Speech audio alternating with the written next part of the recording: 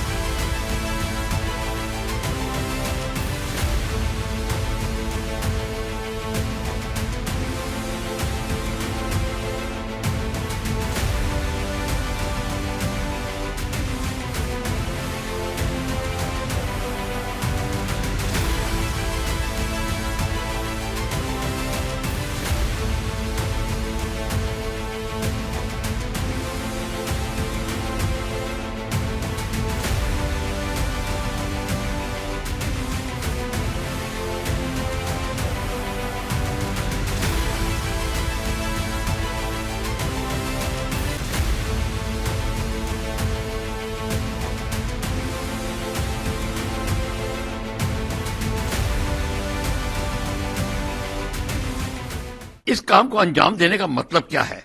वो इसलिए अंजाम दे रहे हैं कि वो देखते हैं कि ये जो सिचुएशन है कश्मीर में वो उनके बड़े उनके लिए अनुकूल है, उनके लिए बिल्कुल बनी बनाई सिचुएशन है, क्योंकि हमारी बहुत सारी सिक्योरिटी एजेंसीज हैं, उनके अंदर कमांड का जो कोऑर्डिनेशन है वो नहीं है।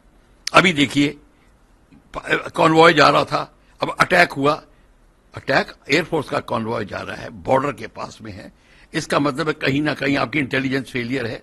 वो घात लगाए बैठे थे और घात लगाए बैठने वाला जो है वो पहले आया होगा।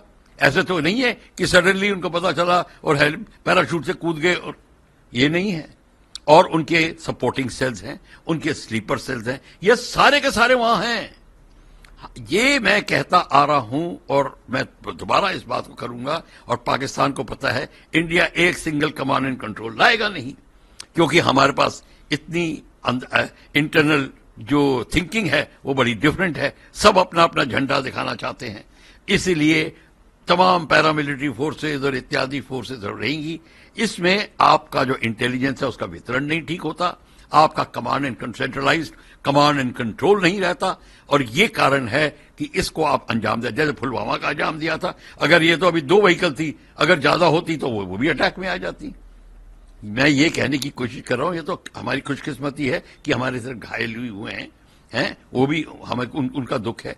पर क्वेश्चन ये है कि पाकिस्तान वेट कर रहा है, और वो अगर फिर दोबारा मौका मिलेगा फिर कर देंगे। वो हम इसलिए नहीं रोक पा रहे हैं कि उनकी हमको जो उनकी खबर नहीं मिलती, उनकी खबर भी नहीं मिलती, और जो अंदर आ जाते हैं उनको स्लीपर सेल मेंटेन करते हैं। ना हम स्लीपर सेल्स को हटा सक रहे हैं और ना ही हम उनको रोक सक रहे हैं। इसका एक ही तरीका है, और तरीका यह है आप पाकिस्तान को प्रेशर में डालिए। ये पीओके के जम्मू एंड कश्मीर पुंछ के इलाके में हुआ, आप उनके इलाके में ऐसे ही कार्रवाई शुरू कर दीजिए और करते रहिए निरंतर। सर्जिकल स्ट्राइक्स जिसको आप कहते हैं वो करिए, 2 से नहीं काम चलेगा। अगर आप करते रहेंगे आप देखेंगे आपके एरिया में उनका प्रेशर कम हो जाएगा, वो डिफेंसिव पे आ जाएंगे, और यही होना चाहिए। इस प्रकार का जो प्रयास खास करके इलेक्शन के दौरान कुछ ऐसे पाकिस्तान द्वारा भेजे गए लोगों द्वारा किया जाएगा, घुसपैठ कराने की कोशिश की जाएगी, वहां का माहौल खराब करने की कोशिश की जाएगी। लेकिन सेना सतर्क है, पहले भी इस क्षेत्र में इस प्रकार से काफी जो अटेम्प्ट की गई है, लेकिन सेना ने उसको सभी को विफल किया है। अभी पूरी जानकारी के बाद ही कुछ कहा जा सकता है, लेकिन सेना की घेरेबंदी जो हुई है उससे उन लोगों को जल्द पता लगा करके उनको न्यूट्रलाइज किया जाए। ऐसे ही लोकसभा के इलेक्शन या और कोई इलेक्शन आते हैं तो टेररिस्ट एक्टिविटी जो है वो तेज हो जाती है, क्योंकि पाकिस्तान नहीं चाहता कि यहां पे किसी तरीके की इलेक्शन हो और लोगों को ये लगे कि नॉर्मलसी आ गई है।